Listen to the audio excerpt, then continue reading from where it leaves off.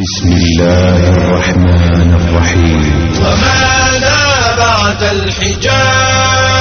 وماذا بعد الحجاب؟ ما ينفعش تحكيله طاف، ما ينفعش تتفرجوا بس. اللي بتقولي النهارده انا بحب النبي، اقول لك البسي الحجاب اللي امرك بيه النبي. اي واحده في الدنيا في قلبها خير كتير، بس الذكي اللي يستطيع ان هو يطلع الخير ده من الانسان ده. وماذا بعد الحجاب؟ وماذا بعد الحجاب؟ وماذا بعد الحجاب؟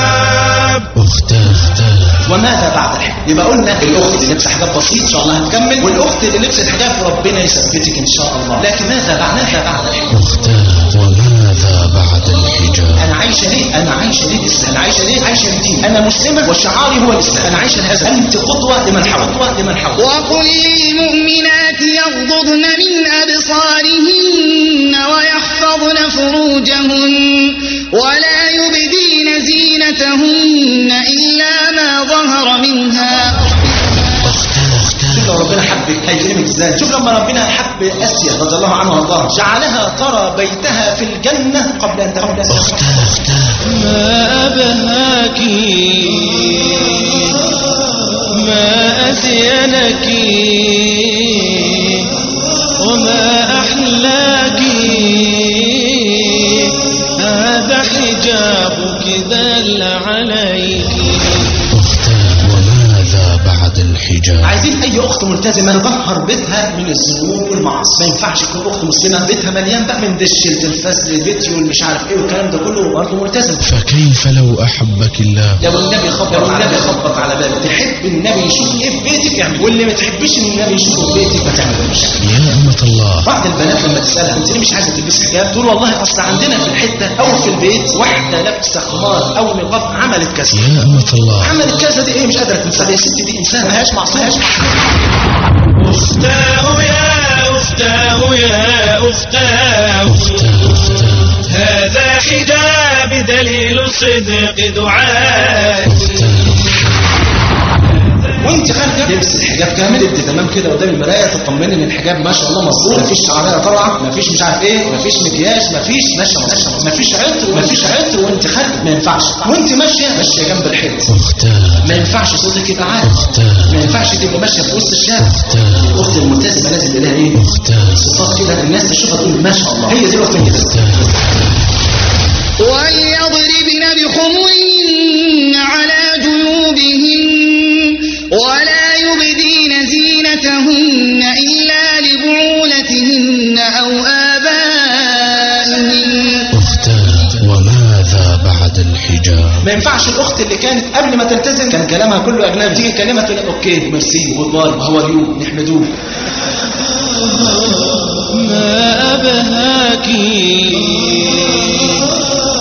ما أزينك.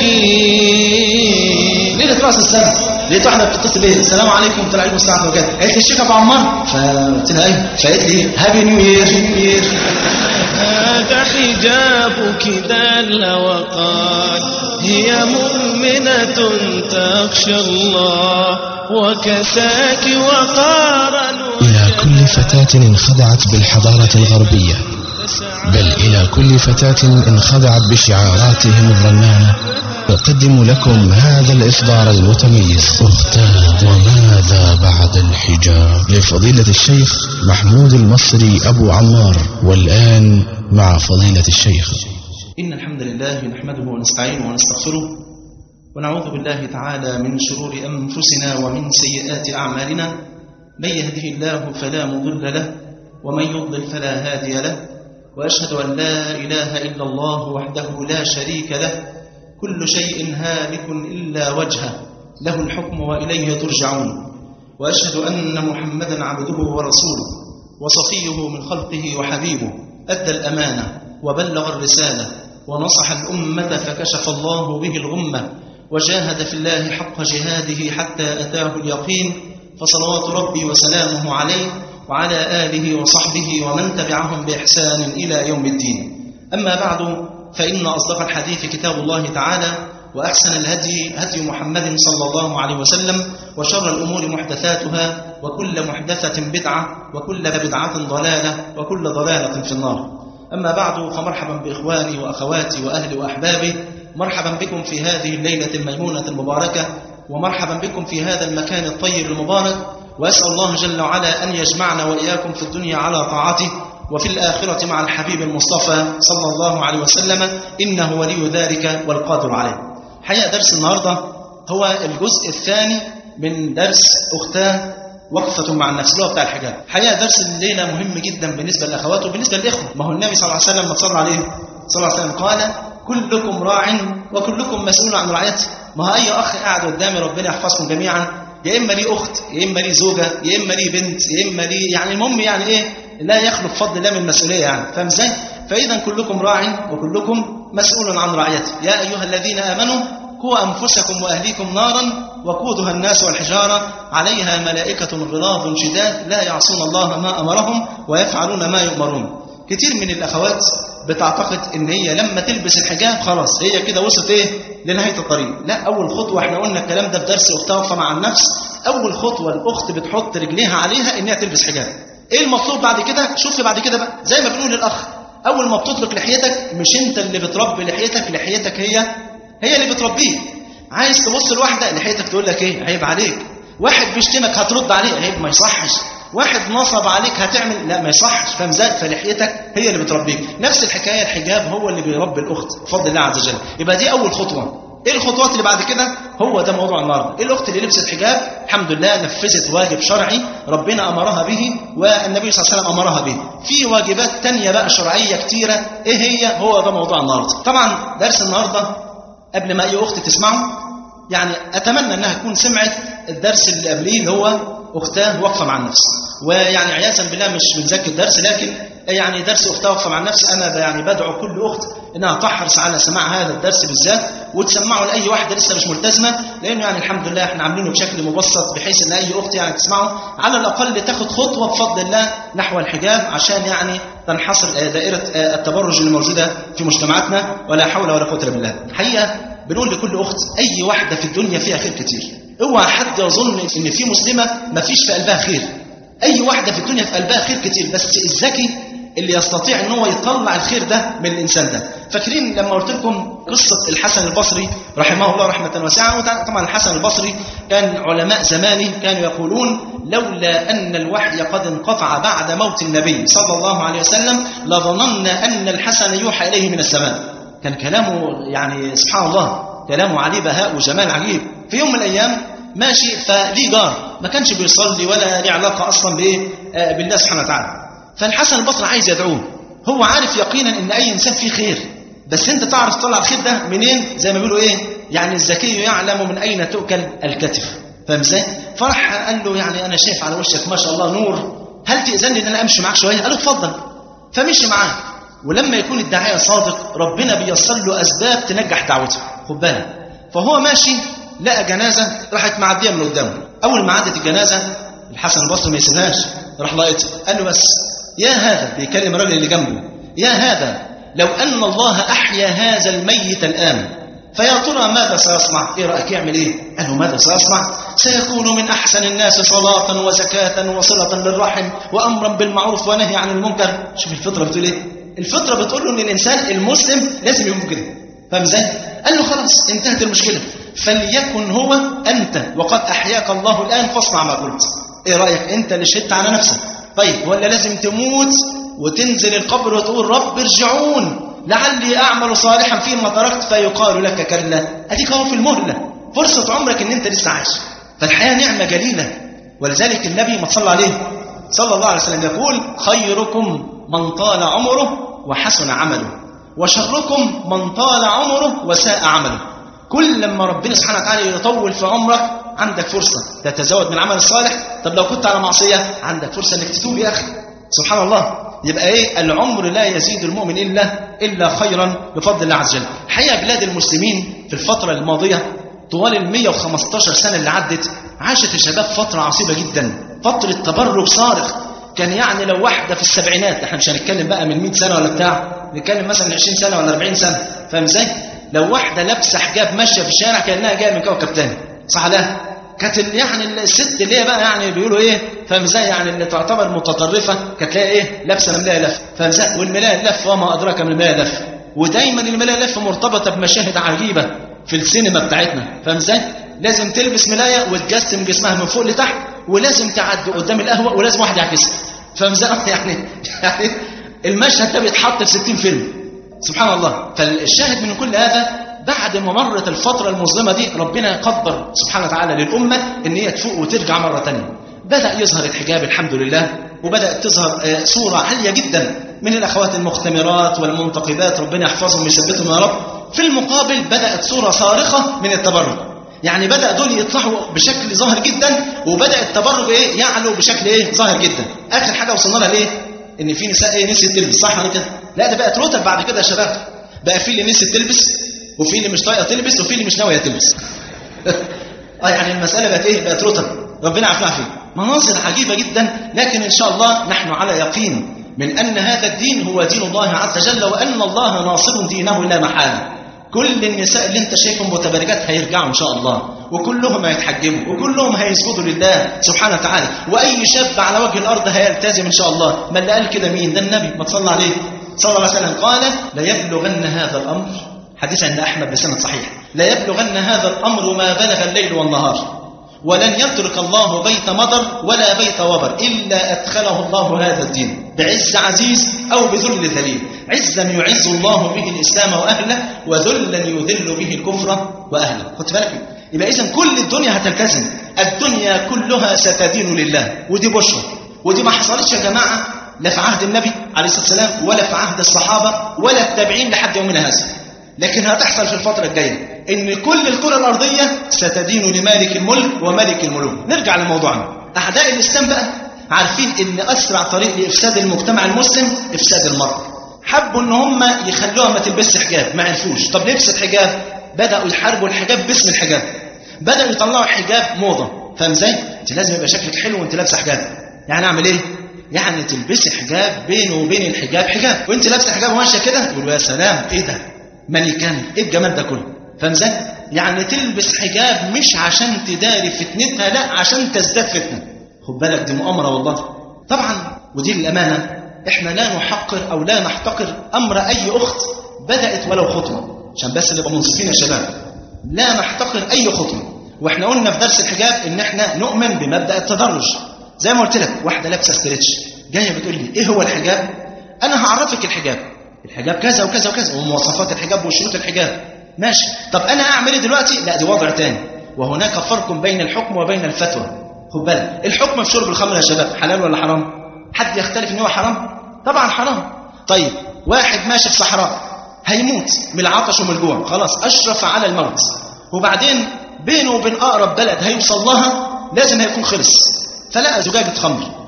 في الوقت ده شرب الخمر حلال ولا حرام؟ يبقى حلال. يمسك الخمر يشرب بقى ويقول انا جدع؟ لا، يا دوب شفطه يسيره كده، فاهم ازاي؟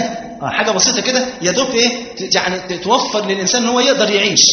شرب مشي لقى نفسه تعبان تاني، بق تاني، لحد ما يلاقي نفسه وصل للعمار. بقى في ناس الخمره بقت ايه؟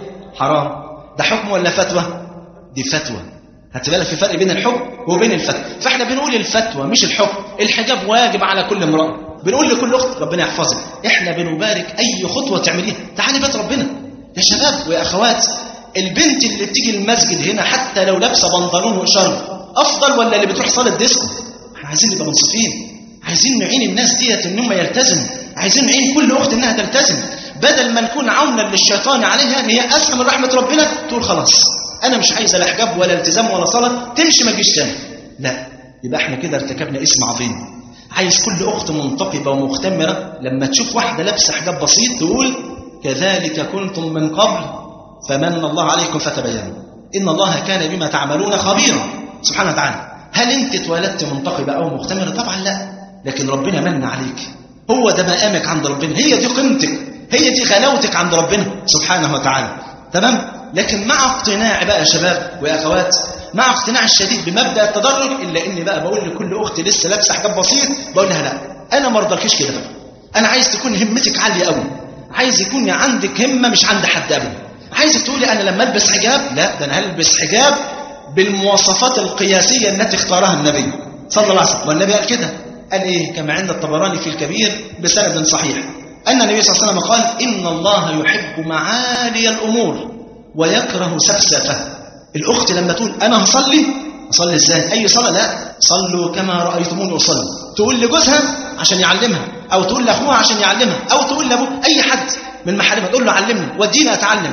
أنا عايز أطبق قول النبي صلوا كما رأيتموني أصلي، أنا عايز أصلي زي النبي عليه الصلاة والسلام. خذوا عني مناسككم. هتروح تحج تقول أنا عايز أحج زي النبي.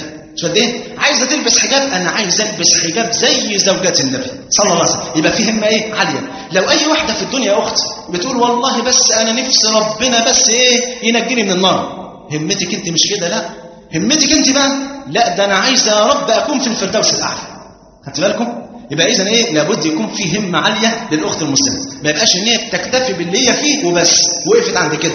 لأن الوقوف، خدوا بالكم من حاجة، الإيمان يزيد وينقص. الإيمان عمره ما هيثبت على وتيرة واحدة، يا إما هتعلو الأخت، إما أن تعلو في الإيمانيات وإما أن تنزل. خدت بالك؟ ولذلك النبي صلى الله عليه وسلم كما عند الطبراني في الكبير بسند صحيح قال صلى الله عليه وسلم: إن لا يخلق، يعني إيه؟ يعني بيقدم في جوف أحدكم كما يخلق الثوب، فسألوا الله أن يجدد الإيمان في قلوبكم. ومن عقيدة أهل السنة والجماعة أن الإيمان يزيد وينقص، يزيد بالطاعة وينقص بالمعصية. خدت بالك؟ وزي ما قلنا يعني أختنا الفاضلة، كل سلعة ولها ثمن. غيرك هتقول أنا نفسي ربنا ينجيني من النار، أنت بتقول أنا عايزة الفردوس. خدي بالك، كل حاجة ولها ثمن، لازم تقدمي الثمن. زي ما قلنا قبل كده في درس من دروس الشباب، لو جيت تسأل واحد في الحر ده نفسك في إيه في الحر ده؟ إزازة حاجة ساقعة، والتاني أنا عايز مروحة، والثالث مكيف، والرابع شريف الساحل الشمالي، والخامس أنا عايز بقى قعدة كده جميلة في ظل عرش الرحمن. ربنا يرزقنا وياكم ظل عرش الرحمن. نقول له ماشي، بس كل حاجة وليها ثمن. اللي عايز إزازة حاجة ساعة هيدفع 50 قرش، واللي عايز مروحة 200 جنيه، واللي عايز مكيف 3000، واللي عايز شريك 2 مليون، واللي عايز ظل عرش الرحمن دمعة من خشية الله. ما تصلي على حبيبه صلى الله عليه وسلم. شفت قد إيه الفردوس وإن كانت عالية وغالية جدا، بس الطريق ليها إيه؟ سهل جدا. والنبي قالها لك ببساطة كما عند البخاري: الجنة أقرب إلى أحدكم من شراك نعله، والنار مثل ذلك. الجنة قريبة جدا يا أخوات، وقريبة جدا يا شباب. الجنة قريبة جدا، بس أنت اجتهد مع ربنا وأخلص النية لله سبحانه وتعالى. طيب، يبقى الفردوس غالي، بس عايز إيه؟ يبقى المهر الفردوس الأعلى غالي لكن يسير وبسيط. شوف قد إيه؟ عايز إيه منك يا أخت؟ عايزينك تعبدي ربنا صح. تقول الله إيه ده، هو في ناس بيعبدوا ربنا غلط؟ يوه كتير. ده النبي قال إيه؟ والذي نفسي بيده ستفترق أمتي على 73 فرقة، كلهم فين؟ في النار إلا واحد. من هم يا رسول الله صلى الله عليه وسلم؟ قال: الذين هم على مثل ما أنا عليه، الذين هم على مثل ما أنا عليه اليوم أنا وأصحابي.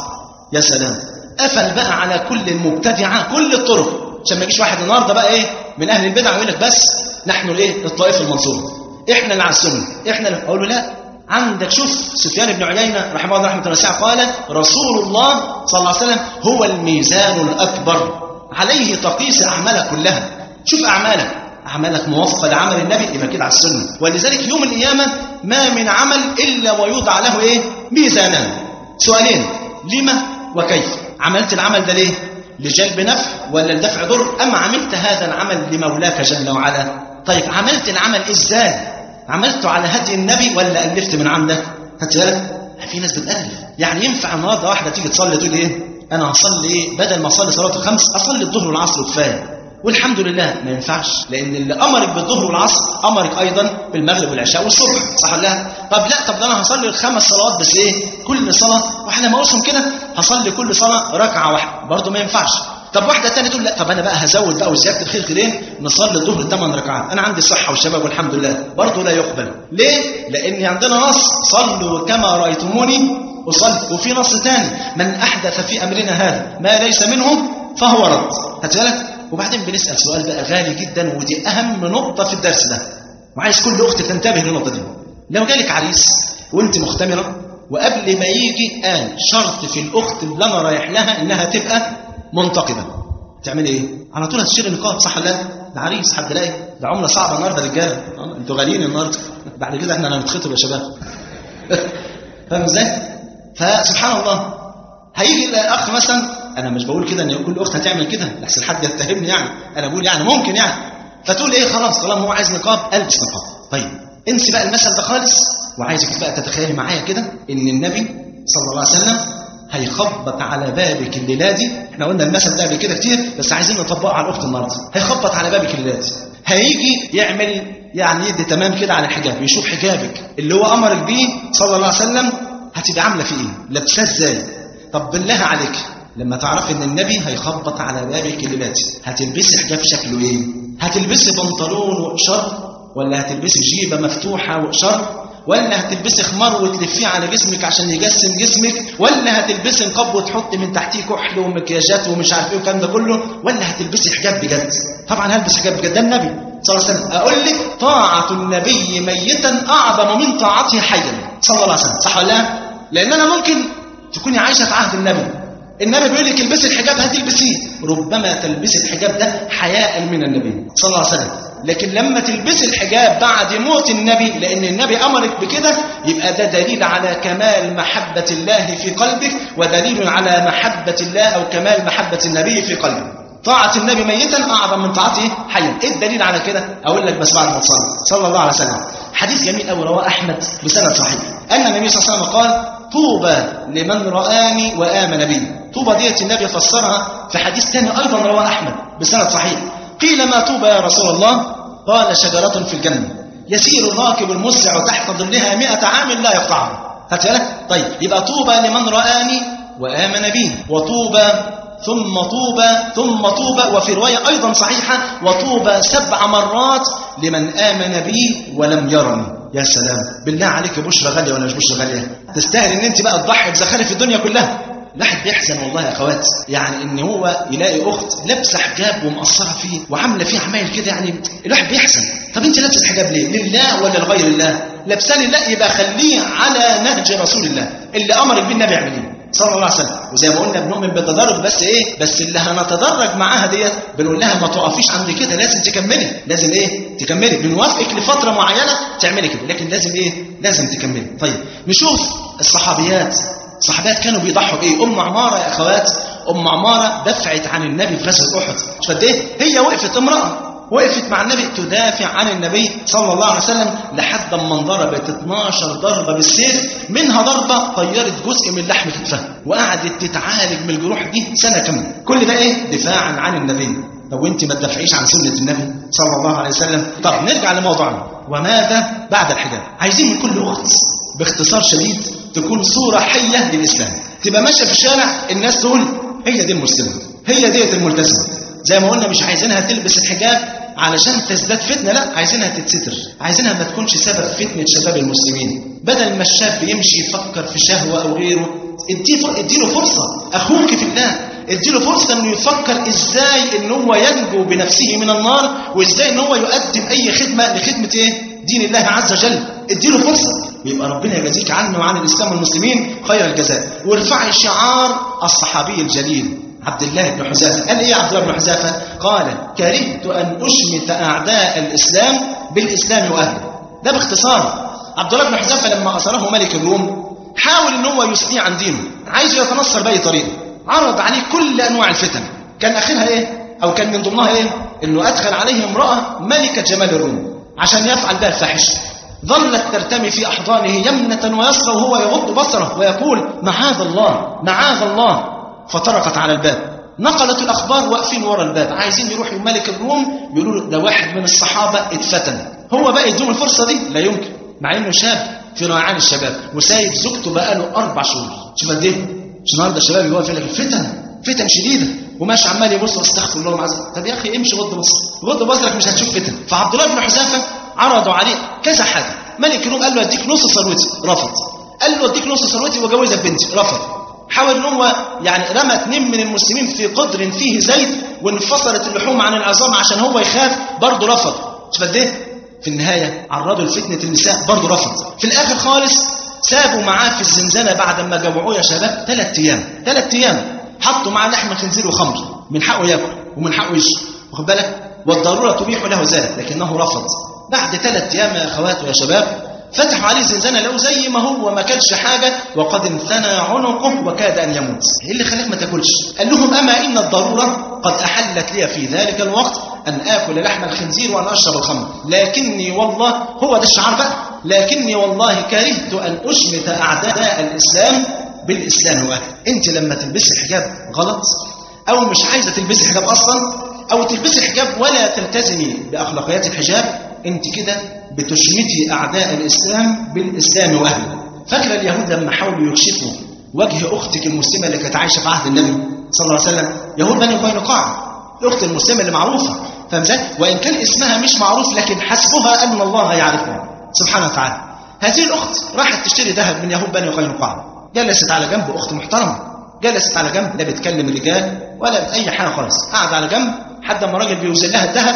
جه واحد يهودي خبيث حب ان هو يكشف وشها، فرفضت، فربط الطرف بتاع توبها من ورا بطرف التوب من فوق، فلما قامت رجليها من ورا انكشفت، فصرخت. ليه؟ لانها مش متعوده اللي جسمها يبان، شوف قد ايه. فالمهم فراى مسلم غيور رحمه الله على الغير، شاف المنظر ده راح داخل على اليهودي وقتله. اليهودي جمعوا على المسلم قتلوه. النبي يسكت صلى الله عليه وسلم؟ لا ابدا، على طول النبي راح مجهز غزوه وراح اجل يهود بني قينقاع من اجل مسلمه واحده فقط اتعرت. كل ده حصل واليهود طلعوا سبحان الله. انا عايزك بقى تقولي لليهود انا بقى اخت المسلمه دي وجايه الدنيا عشان اخد بطاقه. لو لبست الحجاب صح والتزمت صح بفضل الله عز وجل، عايزينك تغيظ اليهود، تكيديهم، عايزينك تكيدي شارون، تجيب له الضغط والسكر والمراره والكبد والكحل. في حاجه ثانيه هنخلص عليها، فاهم ازاي؟ والله العظيم ان اخت واحده تلبس حجاب، وبأقسم بالله على هذا أشد على اليهود من 100,000 مدفع. ليه؟ لأن هم هدفهم الأساسي يفسدوا كل شباب المسلمين. يفسدوا عن طريق إيه؟ عن طريق إفساد المرأة. طب المرأة لما بتلتزم خلاص قل موتوا ببيضكم، خلاص انتهت المشكلة. طيب تعالوا نبدأ الدرس. تقول لي ده نص ساعة ولسه ما بدأتش؟ هنبدأ دلوقتي بس بعد ما تصلي صلى الله عليه وسلم. وماذا بعد الحجاب؟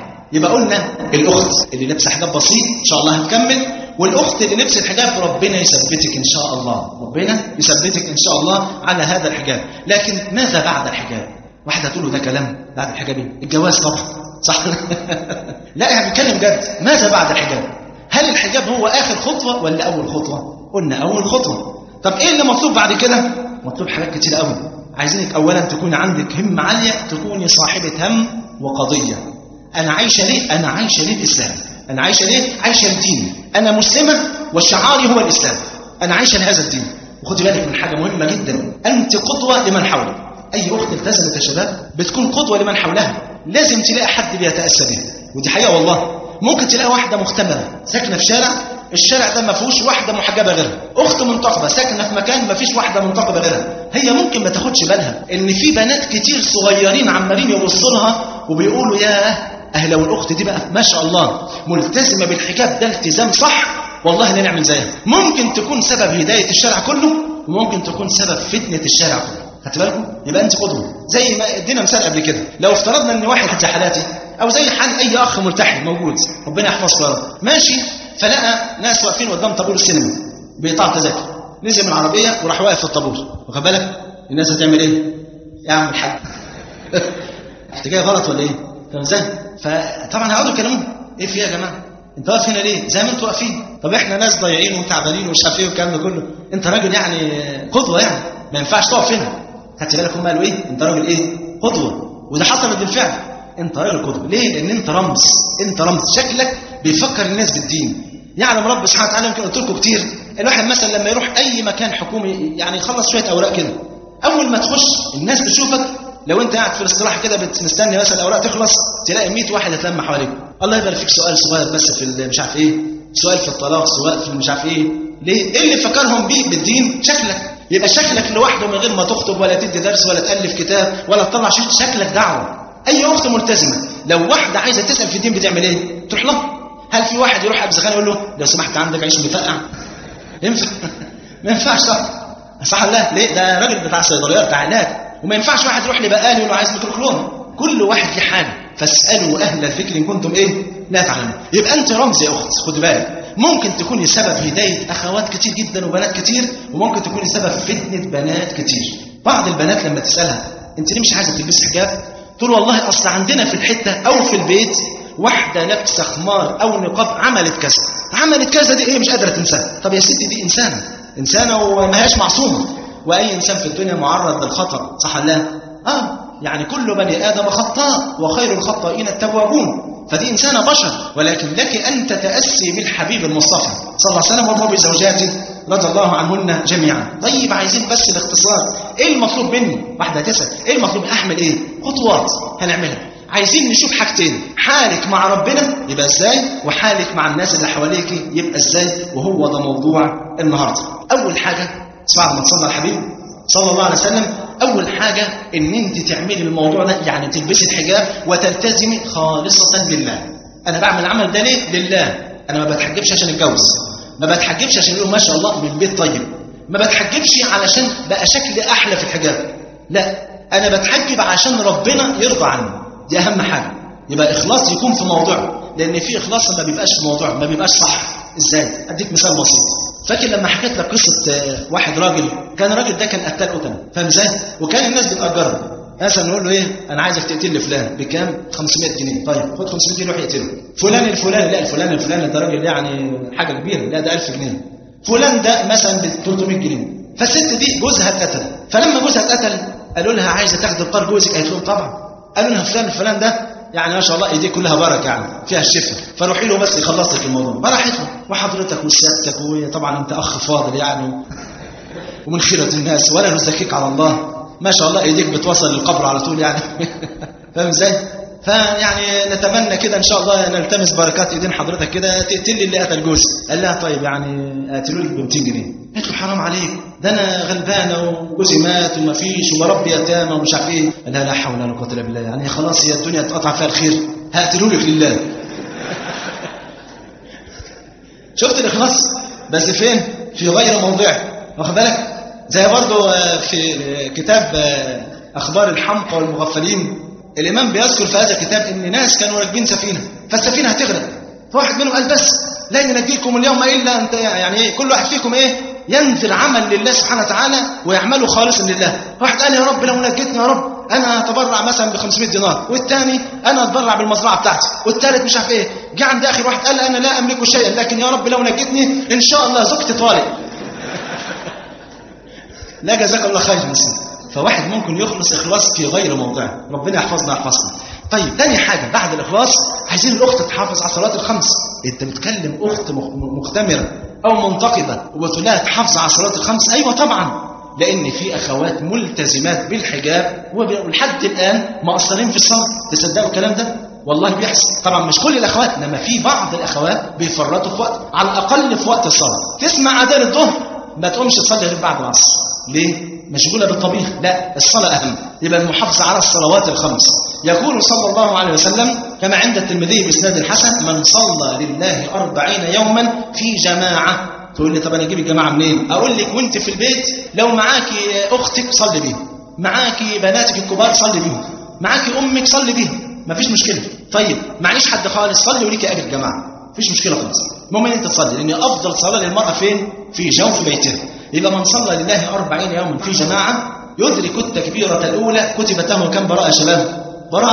براءة من النفاق وبراءة من النار. ثاني حاجة أو ثالث حاجة، عايزك تعملي برنامج لحفظ القرآن. أنا هقول لك على خطوات كتيرة قد تبدو إنها كتيرة، لكن أنا بقول لك كده ليه؟ أي واحدة هتلاقي نفسها وقتها فاضي على طول بتنتكس. إيه اللي يخليكي تثبتي إن أنت تكوني مشغولة بأي خير؟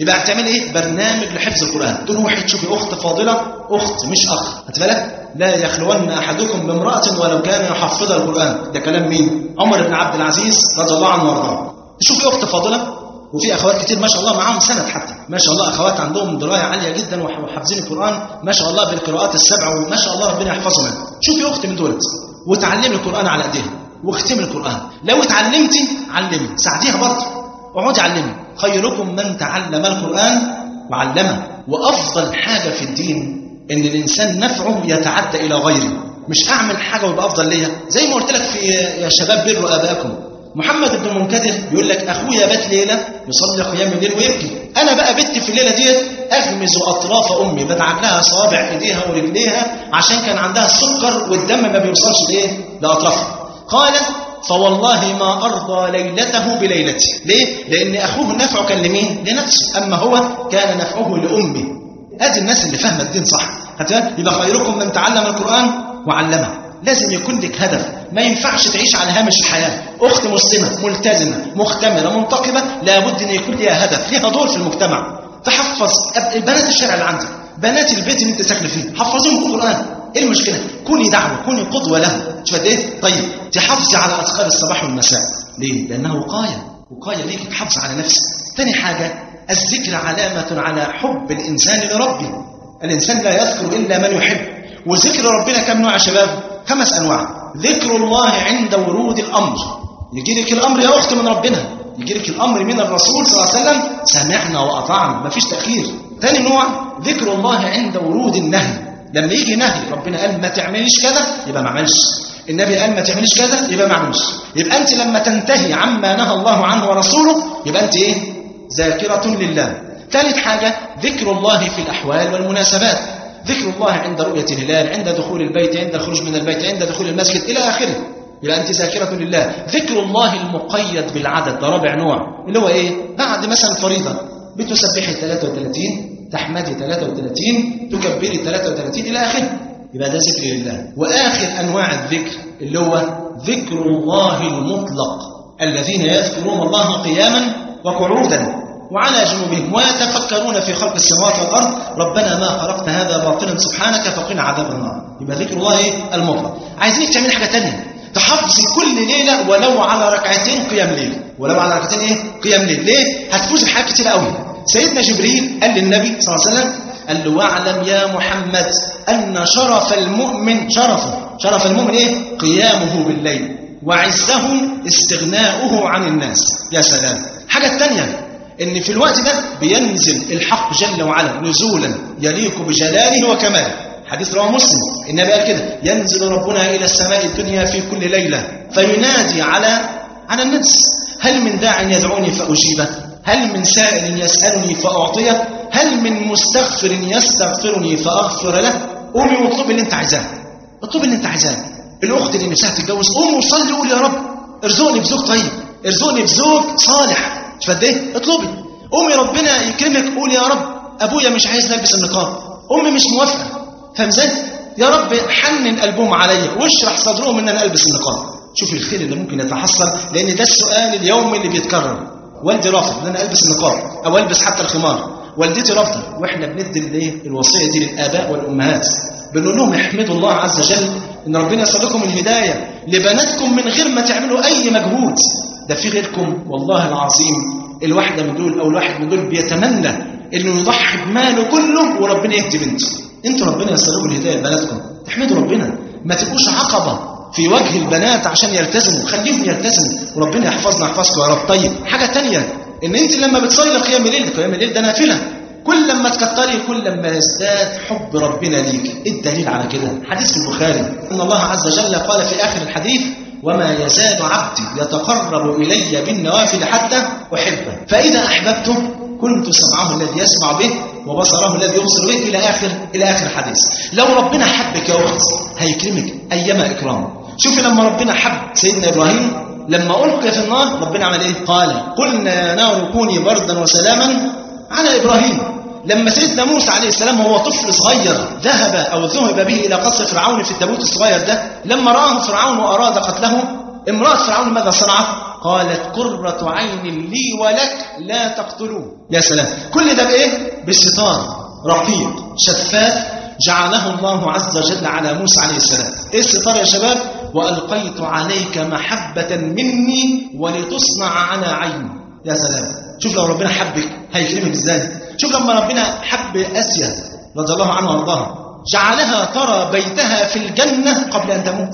رب ابن لي عندك بيتا في الجنة ونجيني من فرعون وعملي ونجيني من القوم الظالمين. لما أحب أبي بن كعب أرسل إليه حبيبه المصطفى صلى الله عليه وسلم من حديث رواه مسلم، قال له يا أبي إن الله قد أمرني أن أقرأ عليك سورة البينة.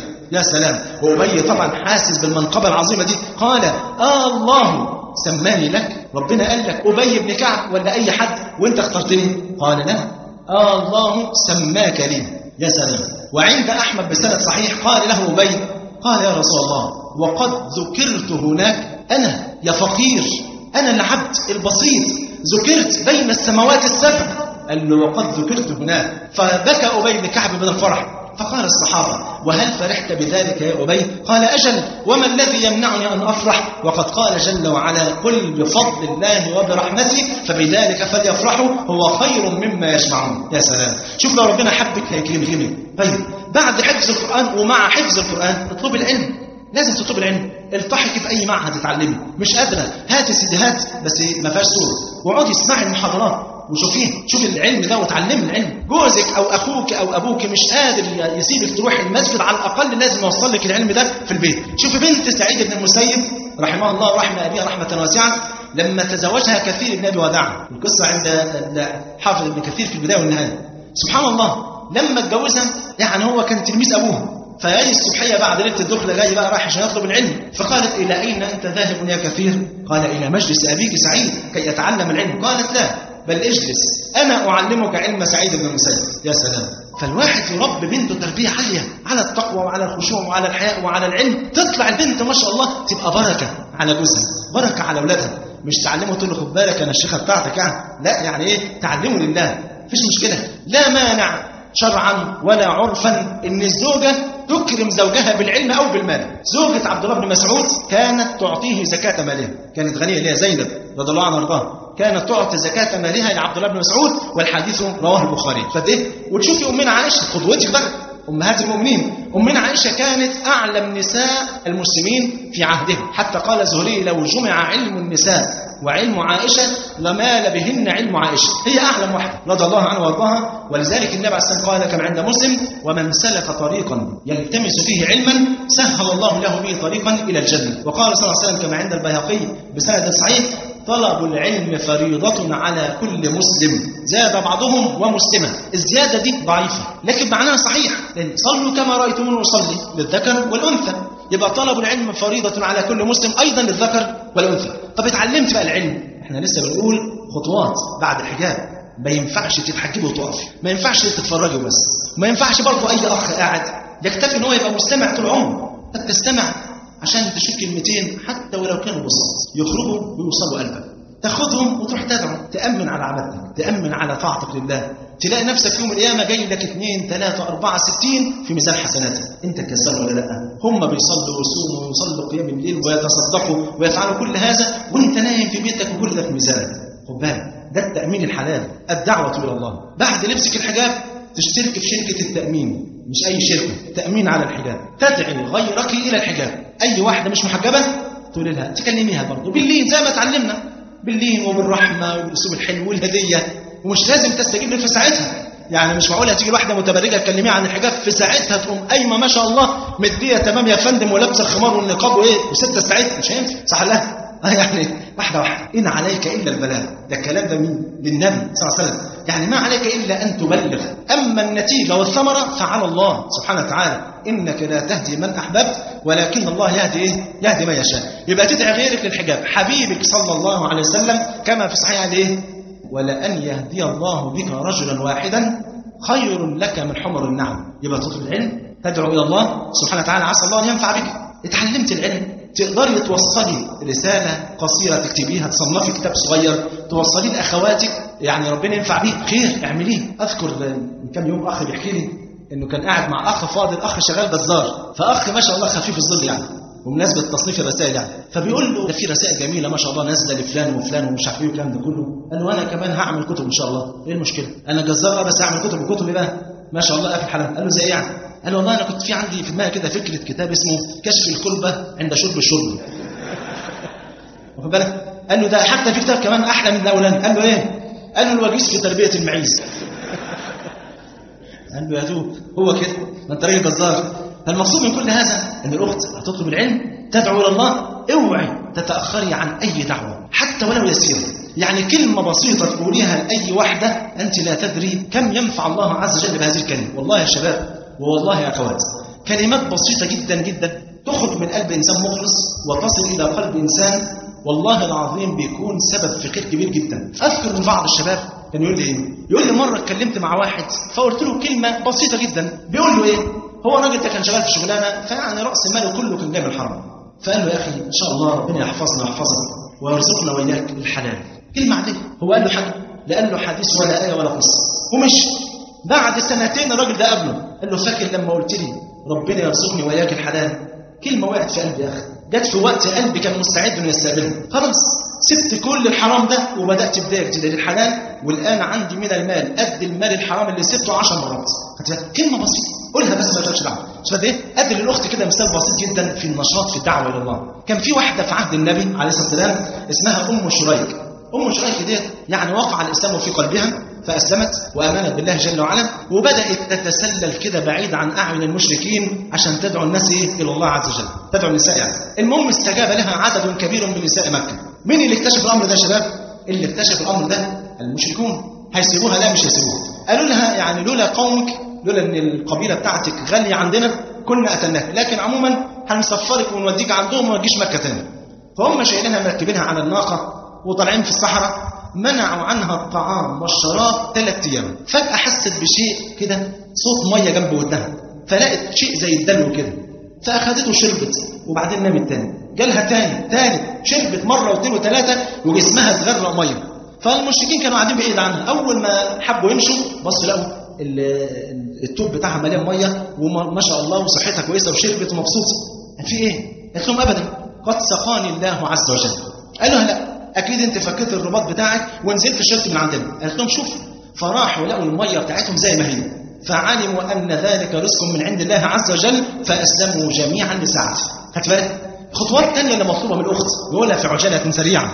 عايزين اي اخت ملتزمه تطهر بيتها من الذنوب والمعاصي. ما ينفعش تكون اخت مسلمه بيتها مليان بقى من دش التلفاز للفيديو والمش عارف ايه والكلام ده كله وبرضه ملتزم. فبزاي لا نطهر بيتنا من كل المعاصي وربنا يحفظنا احفظنا. عايزين اي اخت تعيش معنى الشهاده، معنى اشهد ان لا اله الا الله. يعني ايه؟ يعني تعبد ربنا كانها تراه، واشهد ان محمدا رسول الله صلى الله عليه وسلم. نرجع للحته الاولانيه، لو النبي خبط على بابك تحب النبي يشوف ايه في بيتك اعمليه، واللي ما تحبش ان النبي يشوفه في بيتك ما تعملوش. زي ما قلنا طاعتك للنبي ميتا اعظم من طاعتك للنبي حيا. زي ما تطهري بيتك برضه طهري قلبك من ناحيه اخواتك. حب الخير لاخواتك، حب الخير لكل المسلمين. نحن قلنا قبل كده قصه الرجل اللي النبي قال عنه يدخل عليكم الان رجل من اهل الجنه. كان السبب في ان النبي يقول ان هو من اهل الجنه يا شباب ان هو كان لا يبيت ليله وفي قلبه غل ولا غش ولا حسد لاحد من المسلمين. ايه تاني مطلوب من الاخت؟ سلوكياتك بقى وانت خارجه من البيت. خارجه من البيت لضروره طبعا، وانت خارجه لبس الحجاب كامل، تدي تمام كده قدام المرايه تطمني ان الحجاب ما شاء الله مظبوط، مفيش شعريه طالعه، مفيش مش عارف ايه، مفيش مكياج، مفيش ماشيه مظبوط، مفيش عطر وانت خارجه، ما ينفعش. وانت ماشيه جنب الحيط، ما ينفعش صوتك يبقى عالي، ما ينفعش تبقى ماشيه في وسط الشارع. الاخت الملتزمه لازم يبقى لها ايه؟ صفات كده الناس تشوفها تقول ما شاء الله هي دي الاخت الملتزمه. طيب عايزك برضه تسالي نفسك سؤال مهم جدا، وده اهم سؤال النهارده. اسالي نفسك انا ايه اللي اتغير فيا من يوم ما التزمت؟ اكيد يا جماعه ودي حقيقه، اي حد فينا سواء كان اخ او اخت كان في حاجات كده ايام الجاهليه صعبه جدا لا يتحملها انسان. ممكن يكون في طباع وحشه، اخلاق وحشه، سلوكيات وحشه.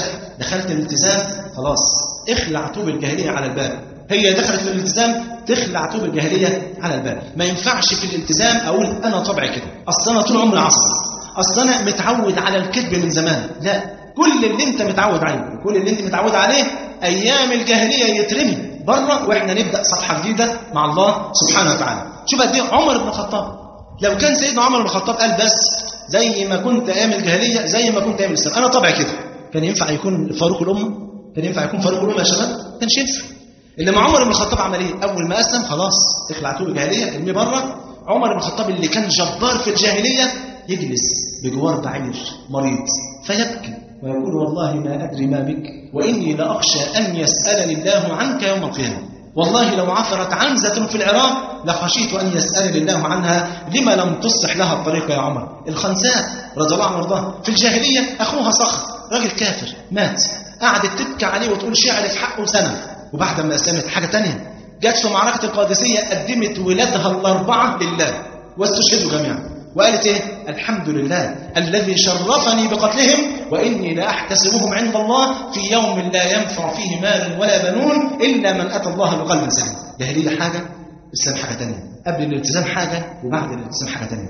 ما ينفعش أقول أنا طبعا كده، أنا أخلاق يا أخي طبعا كده يا أخي استحملني، لا ما فيش، لازم تنظف نفسك ولازم ننظف نفسنا كلنا عشان يبقى صورة حية للإسلام. ما ينفعش الأخت اللي كانت قبل ما تلتزم كان كلامها كله أجنبي، تيجي كلمة تقول أوكي وميرسي وجود باي وهو يو نحمدوه فاهم ازاي؟ وجوتة النخ ومش عارف ايه وهي يطلع. ما ينفعش.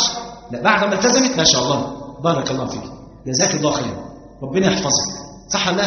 هو ده الكلام اللي اتقال. يعني بعض البنات احيانا لما بتتصل تسال فالسلام عليكم وعليكم السلام ورحمه الله، تسال سؤال فاقول لها تعملي كذا، تقول اوكي بعدين وتعملي كذا طيب ميرسي. ما ينفعش ما ينفعش. ما انا قلت لكم فاكرين الاخت اللي اتصلت بيها في راس السنه قلت لكم عليها ليله راس السنه، لقيت واحده بتتصل بيها السلام عليكم قلت لها عليكم السلام وكذا، قالت لي الشيخ ابو عمار، فقلت لها ايوه، فقالت لي هابي نيو يير. قلت لها والله الحمد لله خفت وطلعت من المستشفى.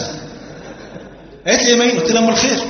فقالت لي لا انا بقول لك هابي نيو يير. قلت لها ما انا سامع يا ست، بس ما ينفعش انت اخت ملتزمه، ما ينفعش لا هابي نيو يير ولا الكلام ده كله. هتسال يبقى قبل الالتزام الكلام اللي بيتقال قبل الالتزام غير الكلام اللي اتقال بعده، وهو ده اللي بيوضحنا يا جماعه ويخلينا كده ايه يعني نتميز عن الناس اللي مش ملتزمين. ما ينفعش اخت بقى اوكي وميرسي وجود باي وهاو الكلام ده كله، لا جزاكم الله خير بارك الله فيك ربنا يحفظك ربنا يبارك فيك هكذا. هاتوا بالكم يا جماعه. طيب عايزين الاخت تغير قدوتها. كان قدوتها قبل ما تلتزم ما شاء الله في مين؟ مارلين مونرو مش عارف مين وفاهم زي وصوفيا لورين ومش عارف الكلام ده كله والبلاء ده كله.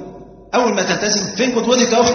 امي عائشه، امي خديجه، فلان امهات المؤمنين. سبحان الله هو ده المطلوب من كل اخت. وانا ادلك على كتاب ولا ازكيه والله، كتاب صحابيات حول الرسول فيه 35 شخصيه منهم كل زوجات النبي عليه الصلاه والسلام. تقري فيه بقى بشكل ميسر ومنقح تعرفي مين هم امهات المؤمنين. هتحس ان دي امك فعلا. ويمكن كنا عملنا في مسجد الفتح سلسله امهات المؤمنين، تحس ان دي امك بجد. شوف قد ايه شالوا امانه الاسلام رضي الله عنهن جميعا. عايزك تتعلمي الانفاق قبل ما تلتزمي. كنت بخيله ما ينفعش تبقى بخيله برضه، تنفقي. شوفي النبي قال ايه الاسماء رضي الله عنها وارضاها. حبيبنا صلى الله عليه وسلم كما في الصحيحين قال يا اسماء انفقي ولا تحصي فيحصي الله عليك ولا توعي فيوعي الله عليك. والنبي بيقسم لك صلى الله عليه وسلم كما عند الترمذي بسند صحيح 3 اقسم عليهن وقل ما كان يقسم النبي. اول حاجه قالها ايه النبي عليه السلام؟ قال ما نقص مال عبد من صدقه. معاك النهارده 100 جنيه تصدقت ب10 جنيه ما بقوش 90 جنيه، ممكن يبقوا بقيمه 9000 جنيه، محدش عارف. البركه بقى من عند ربنا سبحانه وتعالى. شوف زينب بنت خزيمه ام المؤمنين كانت تسمى ام المساكين. يا ريت بعض الاخوات بيعملوا ما شاء الله اماكن لكفاله اليتامى، ما عنديش امكانيه، اكفلي يتيم، ادفعي كل شهر 10 جنيه 100 جنيه 50 جنيه. النبي صلى الله عليه وسلم قال انا وكافل اليتيم في الجنه هكذا. عايزه تبقي مع النبي هتبقي معاه، بس اعملي كده واحسني الظن بالله سبحانه وتعالى. زينب بنت جحش ام المؤمنين رضي الله عنها وارضاها، حديث رواه مسلم. النبي قال ايه قبل ما يموت على طول؟ بيقول لزوجاته ال9 بيقول لهم ايه؟ اسرعكن لحاقا بي اطولكن يدا. اول واحده فيكم هتموت بعديه هي اطول واحده فيكم يدا. هم فهموا المساله حاجه ثانيه خالص، فاجتمعوا في بيت امنا عائشه بعد موت النبي عليه الصلاه والسلام. فكله يلا قوم، كلهم وقفوا كلهم مدوا ايديكم. مدوا ايديهم. اطول ايد مين؟ ايد امنا سوده، كانت اطول واحده ما شاء الله، فكانت ايديها ايه ما شاء الله يعني طويله. فقالوا بس يبقى سوده هي اللي هتموت. مين اللي مات؟ زينب بنت جحش. الله ايه اللي حصل؟ فبحثوا في الموضوع فلقوا ان النبي كان قصده حاجه ثانيه، يعني اطول كن يدا في الانفاق. وكانت اكتر واحده بتتصدق هي زينب بنت ايه؟ بنت جحش رضي الله عنها وارضاها. فديه انا عارف يا اخت ان انت الكلام اللي انا قلته كتير ممكن تتعبي شويه، لكن والله هترتاحي كتير جدا. هتنسي كل التعب اللي انا قلت لك عليه ده كله، وهو مش تعب والله ده نعيم. اي طاعه لله دي جنه، كما قال الامام ابن تيميه ان في الدنيا جنه من لم يدخلها فلن يدخل جنه الاخره. قيل ما هي يا امام؟ قال انها جنه الايمان. انها جنه ايه؟ الايمان. هتنسي كل بقى التعب ده كله مع اول 5 في جنة الرحمن سبحانه وتعالى. واحنا بقى داخلين على رمضان، لو اطعت ربنا سبحانه وتعالى وصمت كما اراد الله وقمت كما اراد الله تخش الجنة ان شاء الله من باب الريان. الحقيقة في درس كنا عاملينه في الفتح لو تذكره كان اسمه رمضان وباب الريان. الدرس اللي جاي ان شاء الله يوم الثلاثاء يبقى اخر ثلاثة، هنجيب لكم هنا بقى ان شاء الله 3 شرايط هديه توزع على حبايبنا كلهم ان شاء الله. رمضان وباب الريان، يوم في حياه صائم، كيف تفوز بليله القدر. طيب يبقى احنا تكلمنا عن حالك مع الله، حالك مع الناس هتعمل ايه؟ نقولها بقى ايه في عجاله سريعه في 10 دقائق. ينفع ولا طولنا؟ انا كان عليا قاعد معاكم لحد العيد. طيب ربنا يحفظكم. هم 60 نقطه خلاص ان شاء الله. ابشروا. تاني حاجه الله يبارك فيك. تاني حاجه هتراعي احوالك مع الناس من حواليك. هي حال الاخت هيبقى ايه؟ ما بين ايه؟ اما تكون بنت، واما انها تكون زوجه، او تكون ام، او تكون ليكي جاره، او تكون يعني في حالات كده هنقولها بسرعه كده. لو كنت بنت لازم تشوفي احوالك مع الوالدين. خدي بالك ورب الكعبه. كتير جدا من الاخوات انبسط جدا لما اسمع انها كانت سبب هدايه اخواتها او هدايه امها او ابوها. بيكون ازاي؟ قبل ما تلتزم كانت تخش البيت تخلع اللبس بتاعها، ترمي في اي حته، ما تنظفش مكانها، يعني مثلا قاعده فقاعده تقطع شويه ورق ما تشيلوش، فاهم ازاي؟ لو بتاكل تسيب المواعين زي ما هي. بعد ما التزمت حاجه ثانيه، ترص اللبس في مكان، تخش تغسل، تساعد والدتها، وتقبل يد الام ويد الاب، وما شاء الله صوتها بدل ما كان عالي بقى واطي ما شاء الله، بدل ما كانت مكشره بقت تبتسم، بدل ما كانت يعني ما بتسمعش كلام الام والاب لا ما شاء الله تحت امرك يا امي، تحت امرك يا ابي، انا تحت امركم، انا عارفه ان انا مش هخش الجنه الا بسببكم، فربنا يجعلني يعني ايه؟ يعني يجعلكم سبب دخول الجنه. اهم حاجه تكونوا راضيين عني. يا سلام، اول ما الام والاب يشوفوا كده بس هو ده الالتزام. ورب الكعبه بالاخلاق ديت والاسلوب ده والله العظيم تكون السبب تغيير البيت كله بفضل الله من الالف للياء. انما تكون الاخت قبل ما تلتزم ما شاء الله البسمه والحنيه والرحمه، وبعد ما تلتزم تضرب ال 111، ده انت كده تكون السبب انتكاس البيت كله. صح ولا لا يا جماعه؟ يبقى لازم يبقى ايه؟ جو الرحمه كده يفيض على البيت. والله كتير من الاخوات بيحكوا لي قصص ان هم كانوا سبب التزام الاسره كلها بالاساليب الحلوه دي. وطبعا معروف ان المراه في طبعها او الاخت طبعها ما شاء الله حنينه، فتقدر انها تكسبهم بالصوره بفضل الله عز وجل. وطبعا بين الوالدين واجب ربنا مش هيقبل منك لا حجابك، خد بالك، لا حجابك ولا صلاتك ولا اي حاجه لو كنت عاقه لابيك وامك. خد الكلمه دي وحط تحتها 1000 خط. النبي قال كده صلى الله عليه وسلم: 3 لا يقبل الله منهم صرفا ولا عدلا، من بينهم بل من اولهم العاق لوالديه. طب احوالك كطالبه، انت طالبه ماشي، رحت تتعلمي، يبقى لازم نعمل ايه كالاتي: عدم الاختلاط، ما يبقاش في اختلاط بينك وبين الشباب، غض البصر، انت ماشيه تغض بصرك، الحرص على التفوق، تبقى متفوقه. عايزين نشوف الطبيبه المسلمه، عايزين نشوف المدرسه المسلمه، مش عايزين نشوف المهندسه المسلمه. ما ينفعش واحده تبقى واقفه بنطلون جينسي وماسكه مفتاح انجليزي، لا يعني منظر يعني بتفكرني بتوع الانابيب، ما ينفعش. الله يبارك فيك. فيعني ايه ما ينفعش المنظر ده بيجي في الافلام كتير. طب ازاي ده؟ عايزين الطبيبه المسلمه، عايزين المدرسه المسلمه، عايزين الاخت فاضله. وبعدين البعد عن الغش، ما ينفعش تغش، المسلم ما يغش، من غشنا فليس منه. فوق ده كله وانت طالبه الدعوه الى الله، رايحه المدرسه شويه شرايط للاخوات، فاهم ازاي؟ شويه كتيبات، كلمه حلوه، هديه، يبقى الدعوه الى الله. طيب احوالك كمعلمه، هتبقى مدرسه بقى في مدرسه بنات، تبقى قدوه، فاهم ازاي؟ تبقى قدوه. انت لما تكوني لابسه حجاب هتكوني قدوه لكل البنات، يقولوا ما شاء الله الاستاذه بتاعتنا عندها ضمير واخلاق وما شاء الله صوتها هادي وطيبه ومحترمه قوي، وما بتعملش اي تقصير في الدروس عشان ناخد دروس خصوصيه بره، ما شاء الله. انما تكون داخله مش لابسه حجاب، داخله لابسه فستان عيون، ما شاء الله مفتح من كل ناحيه. البنت الصغيره دي بتلقط والله العظيم لما تلاقي المدرسه بتاعتها بقى لابسه فستان مفتح وما شاء الله دمها خفيف، تقول ايوه انا عايزه ابقى زي دي، صح ولا لا؟ ويبقى في ميزان سيئاتك. انما لما تكوني قدوه حسنه كل ده يكون في ميزان حسناتك. لو كنت زوجه لازم طاعه الزوج في غير معصيه، لازم تتزيني للزوج، تحفظي سر الزوج، بيتك يكون نظيف، يبقى هادي، تعملوا له كل حاجه. واحنا يعني سردنا هذا الكلام في شريط كيف تسعدين زوجك. طلع تنشر الغسيل تلبسي حجاب، ما ينفعش. بعض البنات بتظن ان البلكونه بتاعت البيت هي من البيت، لا مش من البيت، بلكونه البيت دي عند الجيران لان الناس كلها شايفاك. طلع البلكونه تنشري حجابك، الكفاز الجوانت بتاعك لابساه، تغض بصرك. ممكن يكون حد من الجيران قاعد زي الموضه اللي احنا شايفينها اليومين دولت، نسال الله العفو والعافيه، ربنا يتوب على عصاه المسلمين، تلاقي واحد طالع فارد عضلاته في البلكونه، فاهم ازاي؟ لابس شورت، لابس فانيلا بحمالات، غض بصرك، غض بصرك. يعني كتير من الشباب الملتزمين والله بفرح بيهم جدا، يقول لي انا ما خليش زوجتي تنشر غسيل. تنشر ليه؟ ما اطلع انا انشر، هو عيب انا اطلع انشر لزوجتي؟ ايه المشكله؟ هو عيب ولا حاجه زي اي والله وأنا يا شباب والله بقولها بكل صراحة، أنا بنشر لزوجتي، عيب ولا حرام؟ لا عيب ولا حرام. وليه أخلي زوجتي تطلع تشوف منظر مش كويس؟ أطلع انشر لها الغسيل واحتسب الوقت ده عند الله سبحانه وتعالى. هيتريقوا عليك، يتريقوا، هو احنا بنخلو نتريقها؟ فمش مشكلة، اعملها لله سبحانه وتعالى. تعيني زوجك على قيام الليل، هتنامي ذكري زوجك الفجر على كام؟ مثلا على الساعة 4:30. طيب تظبطي المنبه على 3:30، واصحي صلي وصحي جوزك. اصحى فلان، ليه؟ عايزين نفوز بدعوة النبي، ما تصلي عليه صلى الله عليه وسلم. النبي قال كده كما عند أبي داود بسند صحيح: رحم الله رجلا قام من الليل فصلى ثم أيقظ امرأته فإن أبت نضح في وجهها الماء، ورحم الله امرأة قامت من الليل فصلت ثم أيقظت زوجها فإن أبى نضحت في وجهه الماء، فإن قام الزوج والزوجة وصليا كتب عند الله ليلة إذن من الذاكرين الله كثيرا والذاكرات. جوزك كان داعية، كان طالب علم، اقفي ورا بقى، اسندي جوزك زي ما أمنا خديجة عملت بالملي. اقري سيرة أمنا خديجة، شوفي عملت إيه مع النبي عليه الصلاة والسلام، ضحت بنفسها ومالها وكل حاجة عشان إيه؟ عشان نجاح دعوة النبي. خليكي سبب في نجاح دعوة جوزك. خلي زي ما الناس بيقولوا وراء كل رجل عظيم إيه؟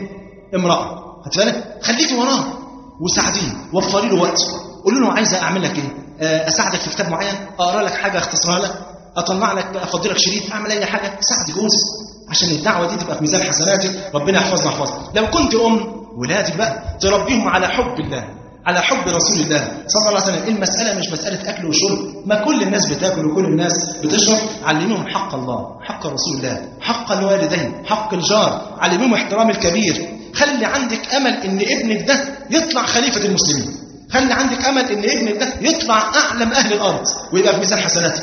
مش النهارده المصيبة اللي احنا عايشين فيها النهارده، تلاقي أمهات وممكن يكونوا ملتزمات، نفسك ايه يا حاجة ابنك يطلع ايه؟ نفسي يا سلام دي يد الهنا ويد المنى ويوم الهنا ويوم المنى لما ابني يطلع دكتور، يا سلام، ولا مهندس، ولا يطلع ضابط شرطة عشان يبقى لنا ظهر.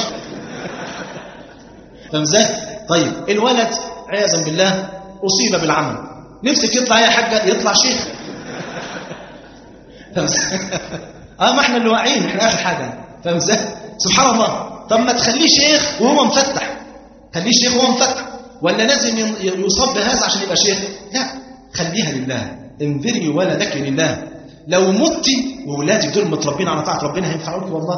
ما النبي قال كده صلى الله عليه وسلم كما عند مسلم: إذا مات الإنسان انقطع عمله إلا من ثلاث، من بينها أو ولد صالح يدعو له. ده أنت ممكن ترتعي في درجات في الجنة ما هياش بتاعتك. إزاي؟ النبي قال كده كما عند النسائي في سند صحيح، قال: إن الرجل، كلمة رجل هنا تشمل الأب والأم، إن الرجل لترفع درجته في الجنة فيقول: أن هذا، أنا ما استحقش غير أن أنا أطلع درجة مثلا دار السلام، تلاقي نفسك في الفردوس. إيه اللي طلعنا في الفردوس؟ فيقال: باستغفار ولدك لك. علمي بنتك الحياة في زمن ضاع فيه الحياة، علميها الحياة. شوفوا أمنا عائشة، احكي لها القصة دي، واللي عارفة يا بنتي أمنا عائشة لما مات النبي عليه السلام اتدفن في الحجرة بتاعتها، ولما مات أبو بكر اللي هو أبوها اندفن في نفس الحجرة، فكانت بتخش عادي وتغير ملابسها وتنام ومقفول عليها. لما مات سيدنا عمر عملت ايه؟ اندفن في نفس الحجرة، فكانت بتدخل ما تغيرش في حجرتها، كانت تلف حواليها دول. ليه؟ قالت: حياء من عمر مع انه ميت ومدفون. علميها الحياة، هتفرق. علمي بنتك الطهر والعفاف، قولي لها: يا بنتي ده في امرأة سوداء جاءت للنبي صلى الله عليه وسلم، والحديث في البخاري ومسلم، فقالت: يا رسول الله إني أسرع وإني أتكشف، فادعوا الله ألا أتكشف. فقال: إن شئت صبرت ولك الجنة، وإن شئت دعوت الله لك فشفاك.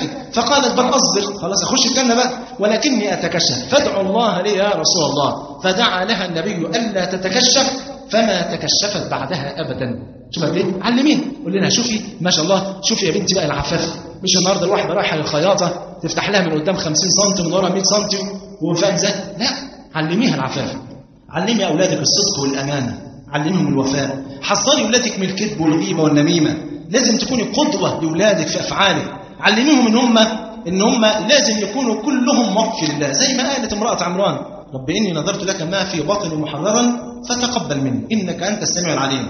لازم تفكري من النهاردة ومن دلوقتي، قولي: أنا طلعت الإسلام مني. طيب الزبير بن العوام كان ثمرة من ثمرات صفية بنت عبد المطلب عمة النبي صلى الله عليه وسلم. عمار بن ياسر كان ثمرة من ثمرات سمية كان أنس بن مالك كان ثمرة من ثمرات أم سليم. سعد بن معاذ اللي اهتز لموته عرش الرحمن كان ثمرة من ثمرات كبشة بنت رافع. علي بن أبي طالب كان ثمرة من ثمرات فاطمة بنت أسد. الحسن والحسين كان ثمرة لفاطمة بنت النبي صلى الله عليه وسلم. حالك مع جيرانك يا أختي، أنا بديك كل الحاجات اللي لازم تعمليها كتيرة لكن راجعيها وشوفي موقفك منها. حالك مع جيرانك، تحسني لكل جيرانك، تكوني قدوة لجيرانك، تستحمليهم، تحسني إليهم. حد بيسألك استحمله، حد يعني بيحسن لك تزدادي إحسانا له عشان تكوني سبب دعوتها إلى أنها تكون مستقيمة على طاعة الله. لو أنت شغالة، الأصل في المرأة وقرن في بيوتكن ولا تبرجن تبرج الجاهلية الأولى.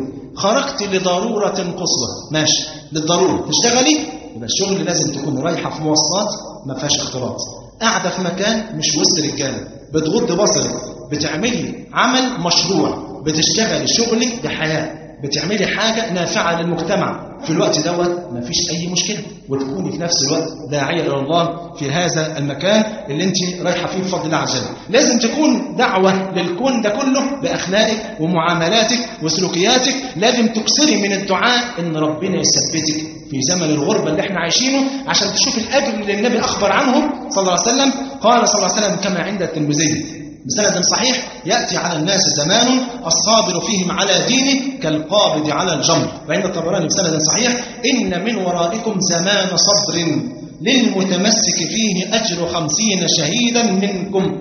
واوعي تنسي بيتك في الجنة. مين اللي قال لك بيت؟ النبي صلى الله عليه وسلم. حديث رواه ابن ماجه بسند صحيح قال صلى الله عليه وسلم: ما منكم من أحد إلا له منزلان، بيتين، منزل في الجنة ومنزل في النار، فإذا مات فدخل النار ورث أهل الجنة منزله، فذلك قوله جل وعلا: هم الوارثون. اوعى تفرطي في قصرك في الجنة. النبي صلى الله عليه وسلم قال: لموضع صوت أحدكم في الجنة خير من الدنيا وما فيها. حديث البخاري في رواية أحمد بسند صحيح: لو أن ما يقل ظفر مما في الجنة بدا، يعني ظهر، لتزخرفت له ما بين خوافق السماوات والأرض، ولو أن رجلا من أهل الجنة اطلع فبدا أساوره لطمس ضوء الشمس كما تطمس الشمس ضوء النجوم. والله ثم والله لو أطعت ربنا هتكوني في الجنة أجمل من الحور العين، كما قال جل وعلا: إنا أنشأناهن إنشاء فجعلناهن أذكارا عربا أترابا. فاجتهدي لتفوزي بجنة الرحمن وأنت تعلمين ما ينتظرك من النعيم في الجنة، في أنهارها وأشجارها وقصورها تنتظر كلها قدومك. فالجنة تتزين لك، ومع قدوم شهر رمضان بتفتح أبواب الجنة وتغلق أبواب النار وتسلسل الشياطين، كما أخبر الحبيب المصطفى صلى الله عليه وسلم: فإن صبرت على التكاليف يأتي الجزاء وجزاهم بما صبروا جنة وحريرا. يا سلام. ولما تحفظ لسانك: والذين هم عن اللغو معرضون، جزاهم إيه؟ أولئك هم الوارثون الذين يرثون الفردوس. لما تغطي إيديك ربنا هيكرمك بأساور من الذهب في الجنة، جنات عدن يدخلونها يحلون فيها من أساور من ذهب. نختم الكلام بأن أنت ربنا يكرمك لما تعيش على طاعة الله وعلى هدي رسول الله صلى الله عليه وسلم. هتعيش في جنة في الدنيا، في جنة في القبر، في جنة يوم القيامة. هيدخل عليك ملك الموت ينادي عليك: يا أيتها النفس الطيبة. هتلاقي الملائكة جاية تاخد روحك، بيض الوجوه بيض الثياب، في أجمل رائحة وأبهى وجه، سبحان الله. فتفتح أبواب السماء ويشيع روحك المقربون من كل سماء، ثم يقول جل وعلا: صدق عبدي، ده لو كان رجل، وصدقت أمتي لو كانت أنثى. ثم بعد ذلك يفرش لك في قبرك من الجنة، ويأتيك من روحها وريحانها وطيبها وجمالها وبهائها وأنت في قبرك، فتصرخي وتقولي: ربي أقم الساعة حتى أرجع إلى أهلي ومالي. لما تطلعي من القبر هتلاقي نفسك بتلبي وطلع لنفس المكان اللي يحشر فيه الناس، لكن كل الناس واقفة في عز الشمس وفي عز العرق وفي عز القرب من نار جهنم، وأنت في ظل عرش مالك الملك وملك الملوك. هتكل الوجبة التي أعدها لك مالك الملك وملك الملوك زيادة كبد الحوت، تكليها وتروحي تشربي من حوض النبي صلى الله عليه وسلم، ثم تدخلين جنة الرحمن التي فيها ما لا عين رأت ولا أذن سمعت ولا خطر على قلب بشر. إني داع فأمن من قلبي. اللهم يا رحمن يا رحيم بديع السماوات والأرض، بديع السماوات والأرض، يا علام الغيوب، يا علام الغيوب، يا حي يا قيوم، يا ذا الجلال والإكرام، يا ذا المن والإنعام، يا أرحم الراحمين ويا أكرم الأكرمين، يا من ترى مكاننا وتسمع كلامنا، نستغيث بك يا أرحم الراحمين بأسمائك الحسنى وصفاتك العلى، ونستغيث بك باسمك الأعظم الذي إذا دعيت به أجبت وإذا سئلت به أعطيت، أن تصلي على نبينا محمد في الأولين، وأن تصلي عليه في الآخرين، وأن تصلي عليه في الملأ الأعلى إلى يوم الدين. اللهم اغفر ذنوبنا واستر عيوبنا وتولى أمرنا وأحسن خلاصنا وفك أسرنا، يمن كتابنا، يمن كتابنا، يسر حسابنا، يسر حسابنا، بيض وجوهنا، بيض وجوهنا، يسر على الصراط مرورنا، يسر على الصراط مرورنا، ارزقنا جميعا حسن الخاتمة.